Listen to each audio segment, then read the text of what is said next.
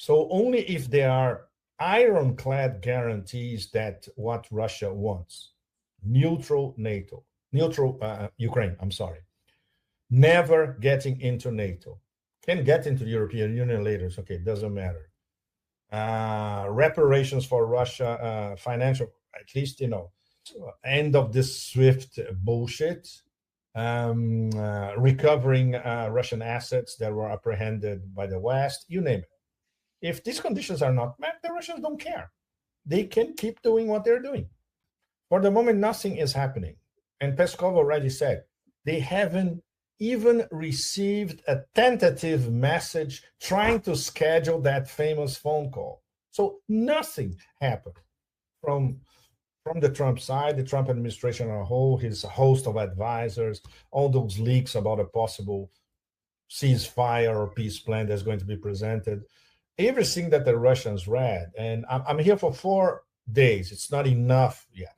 In the next few days, I'll have a much better grasp of corridors of power in Moscow and what they are discussing about the non-action by the Trump administration so far. So there's nothing that the Russians can do at the moment. Their position is very clear. It has been explained by Putin over and over and over again last year in all those forums, during the BRICS, after the BRICS, at the Valdai, at his press conference at the end of the year, everything. Everybody knows that. If you do your homework and you pay attention, like the Trump administration has not done its homework on BRICS. So we can assume that they didn't do their homework in terms of studying what Putin has been explaining is the official Russian position on trying to find a solution for Ukraine. For the moment, they are like sphinxes, the Russians. They're just observing everything, They don't even need to move. They see, obviously, what I described as a disco inferno on the other side, Everybody has to dance to the sound of a master DJ Donald Trump, but there's no action. There's no strategizing. There are no actual proposals. Everything that comes out that is leaked concerning Ukraine, the Russians read it and they say, well, this is a joke. This is not even Minsk 3. This is a sub-Minsk 3. We're not going to sign this thing. Forget it. And Putin already said the obvious, in fact. That head of a criminal gang in Kiev is not a legitimate leader. So that Russia won't negotiate with somebody like that who has no legitimacy. If there is a legitimate leader in Kiev, they will negotiate later. But the negotiation is between the US and Russia. Everybody knows that. The Europeans don't even count. The Europeans are less than chihuahuas in this case. They'll have to just yap and follow the leader.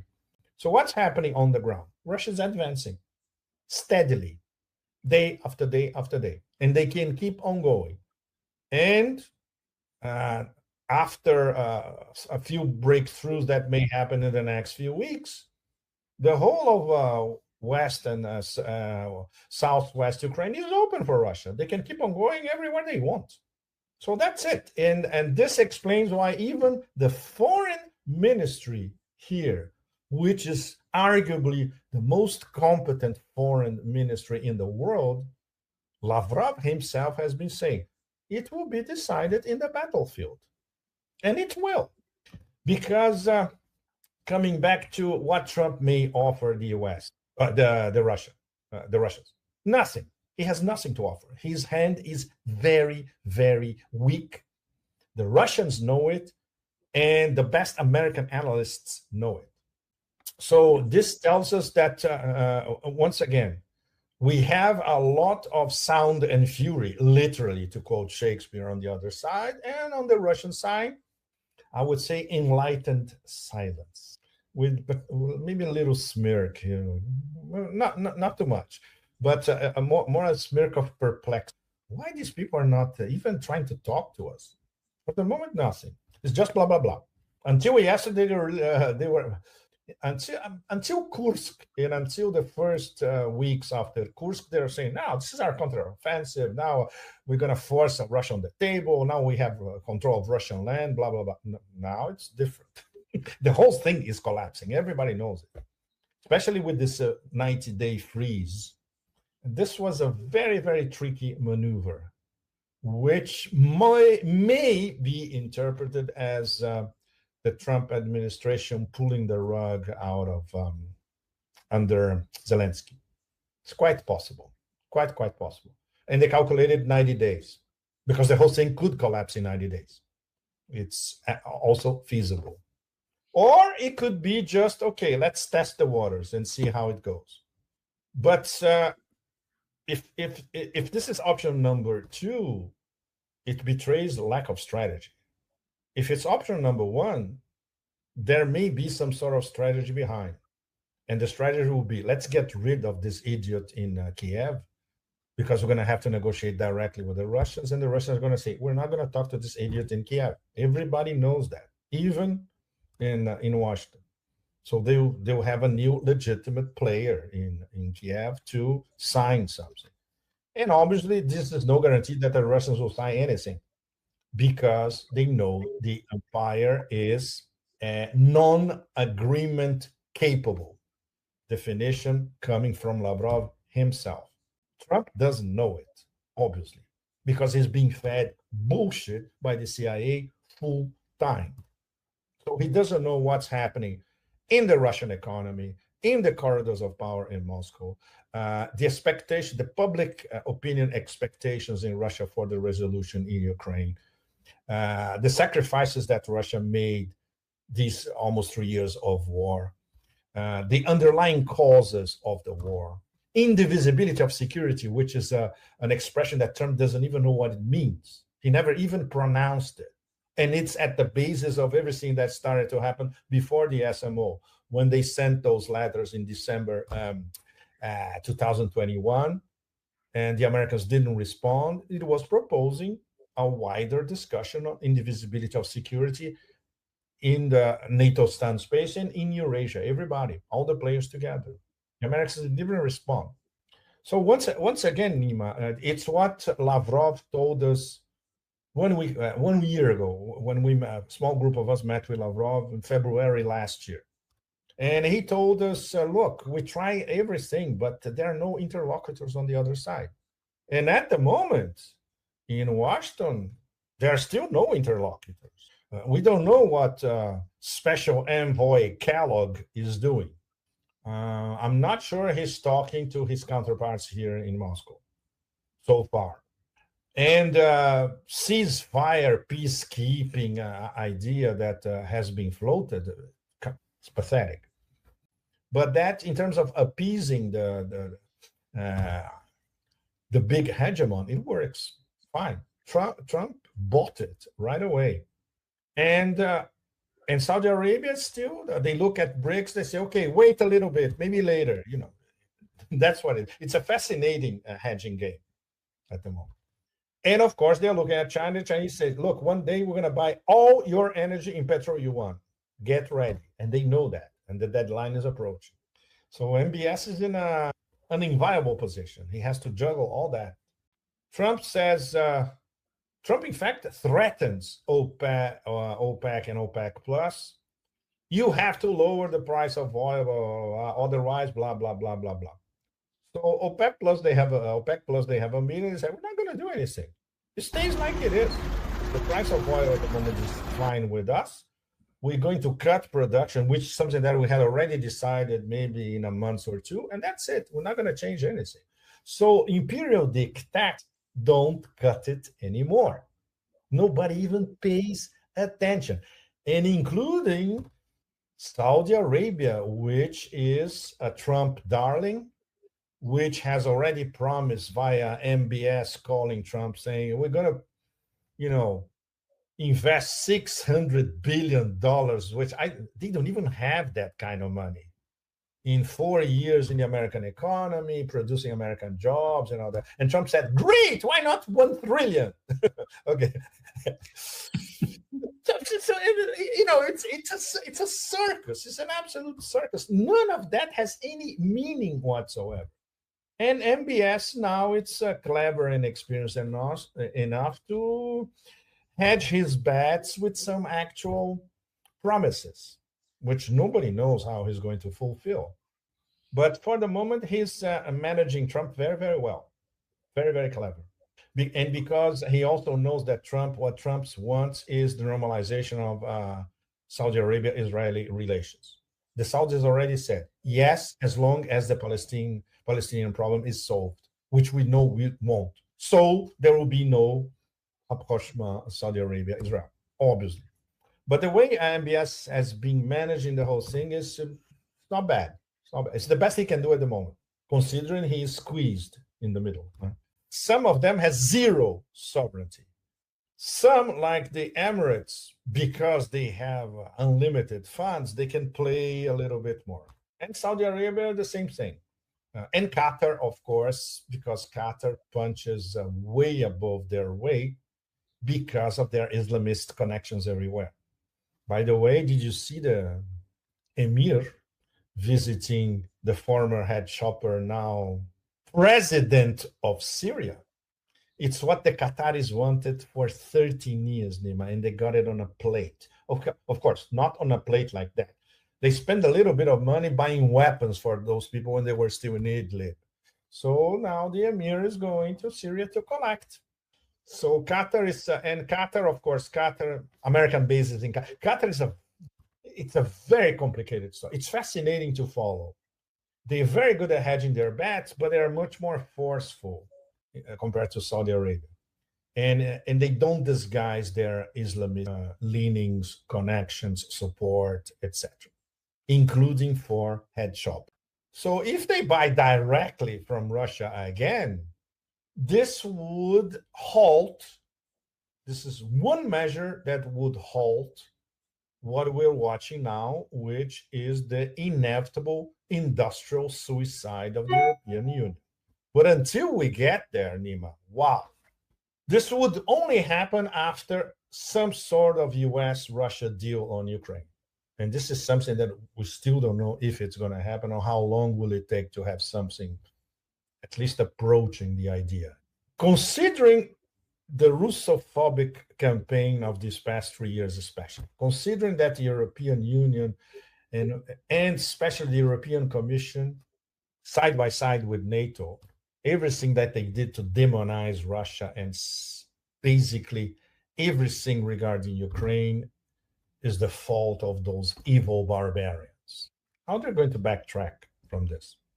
Okay, they can, because these people have no principles, no nothing, They can.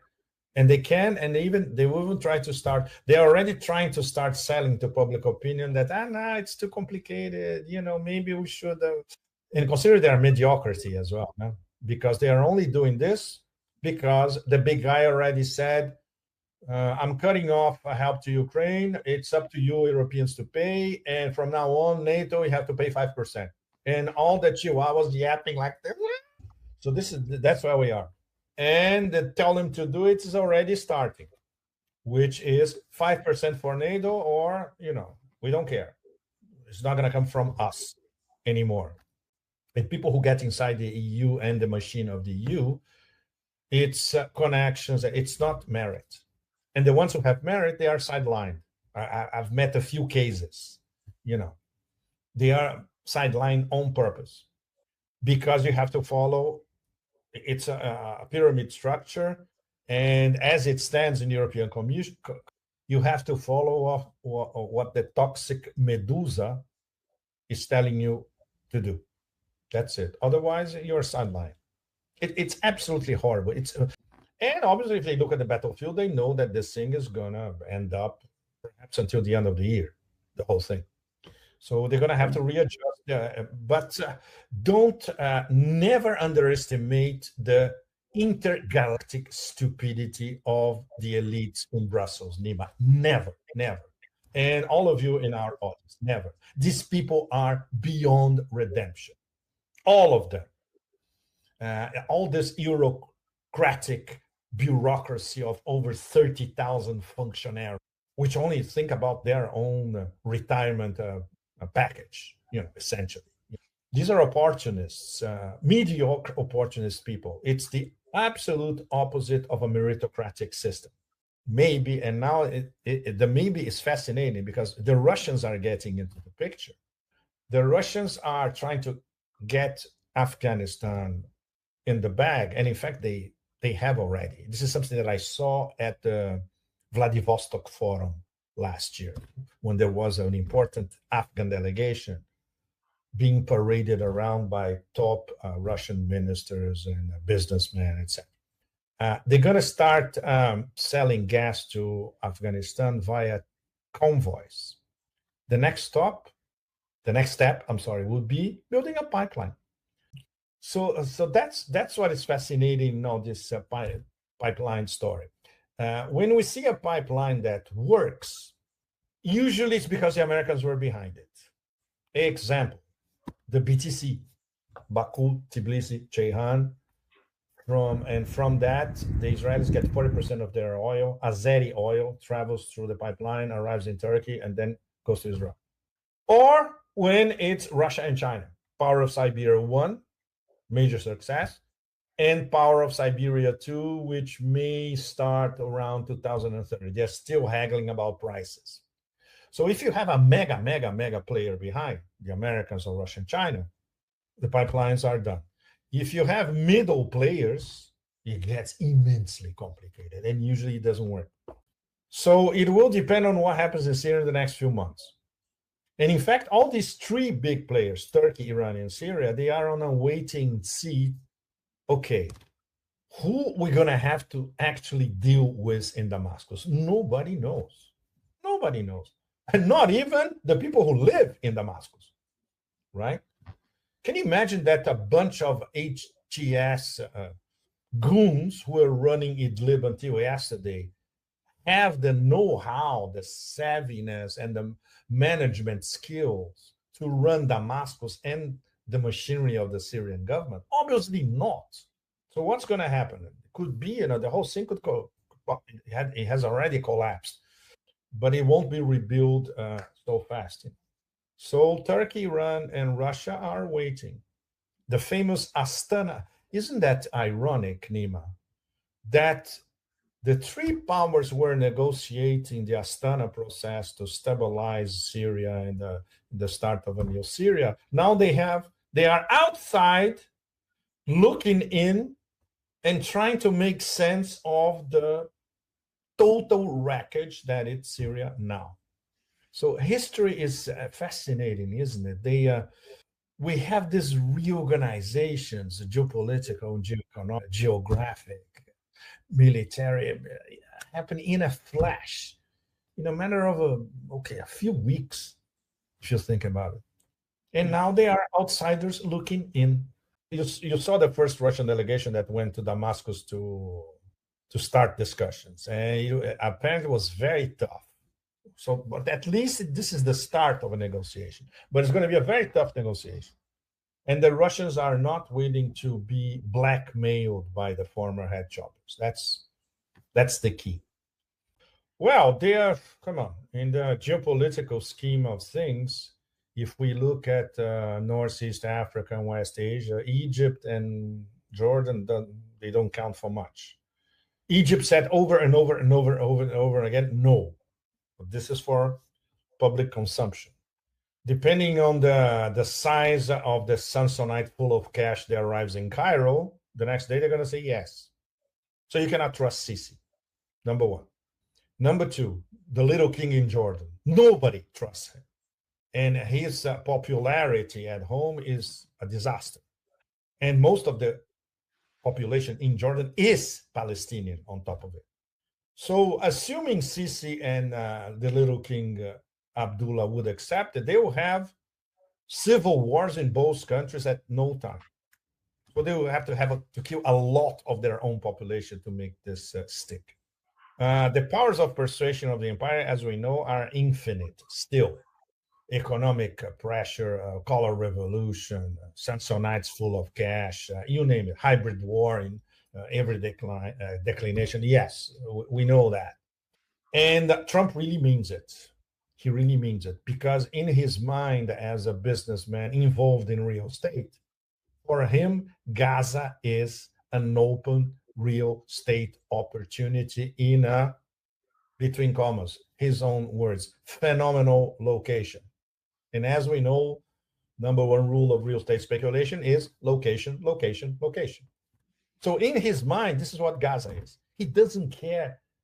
Okay, I have to police myself about Palestinians, Gaza, right of return, sovereignty, Palestinian state. Nothing. Doesn't. He only sees that as a fabulous real estate opportunity.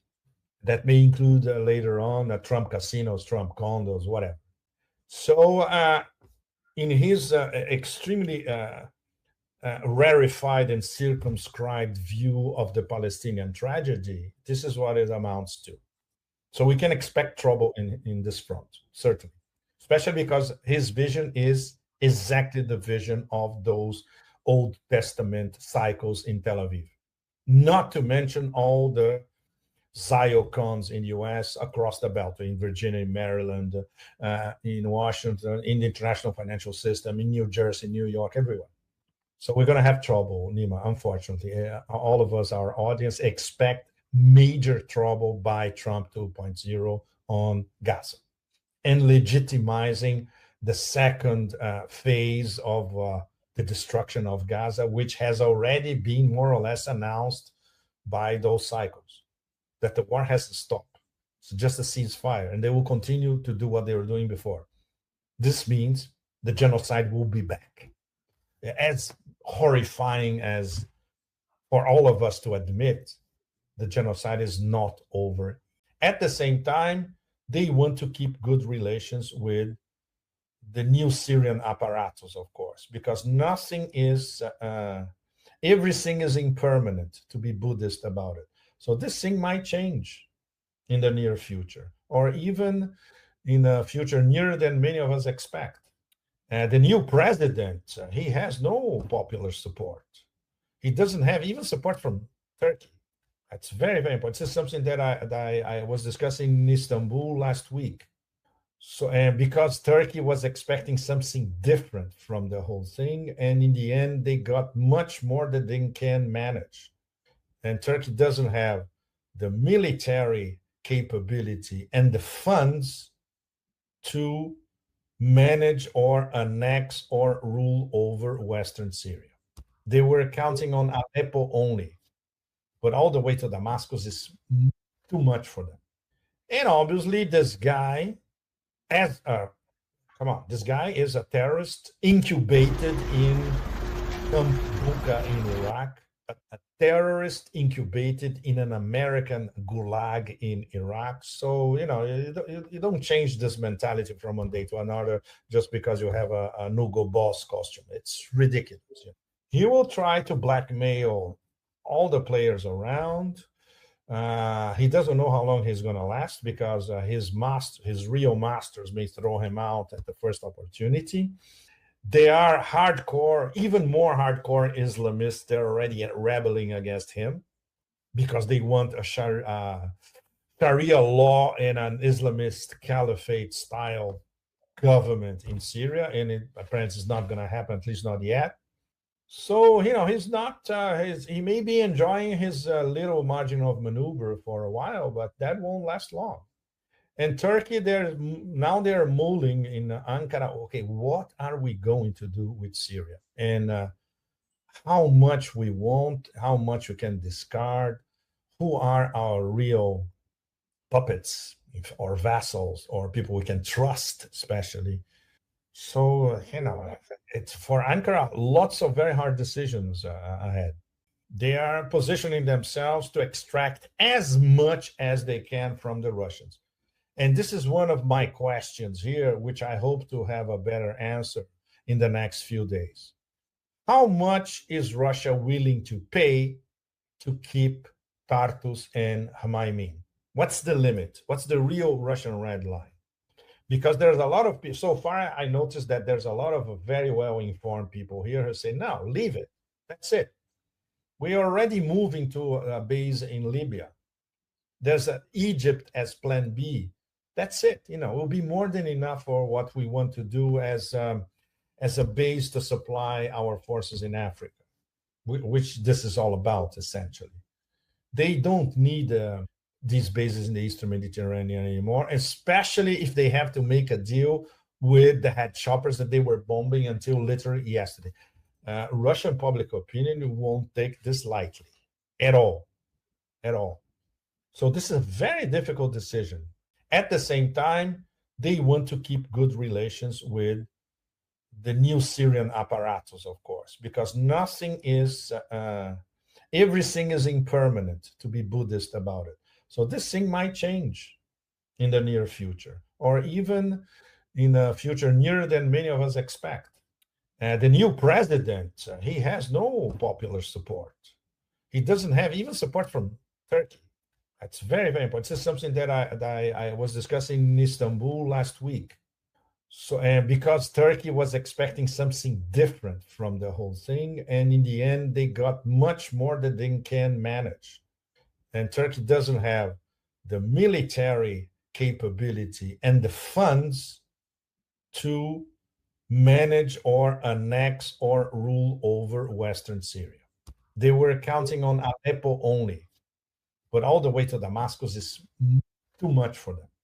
And obviously, this guy, as come on, this guy is a terrorist incubated in Camp Buka in Iraq, a terrorist incubated in an American gulag in Iraq. So, you don't change this mentality from one day to another just because you have a Hugo Boss costume. It's ridiculous. He will try to blackmail all the players around. He doesn't know how long he's going to last because his real masters may throw him out at the first opportunity. They are hardcore, even more hardcore Islamists. They're already rebelling against him because they want a Sharia law and an Islamist caliphate style government in Syria, and it apparently is not going to happen, at least not yet. So he's not. He may be enjoying his little margin of maneuver for a while, but that won't last long. And Turkey, they're mulling in Ankara. Okay, what are we going to do with Syria, and how much we want, how much we can discard, who are our real puppets or vassals or people we can trust, especially. So, it's for Ankara, lots of very hard decisions ahead. Like we're discussing, the Russians, they sent already their first mission. It was very tough. So they will reconsider. Negotiations have started at least. So depending on what do they negotiate on the basis, if they stay, and what kind of mechanisms they're going to have to partnerships, let's say, with the new Syrian government. Too early to tell. And the Iranians, they are not as advanced as the Russians in terms of talking to the new powers or the new soul self-described power in Damascus. And obviously, they have a better fish to fry running Russia, which everything around the strategic partnership and establishing the corridors, the economic corridors, investment in the international north-south transportation corridor, all that. These exchanges, gas exchanges, Gazprom helping the energy complex, the industrial energy complex in Iran and all that.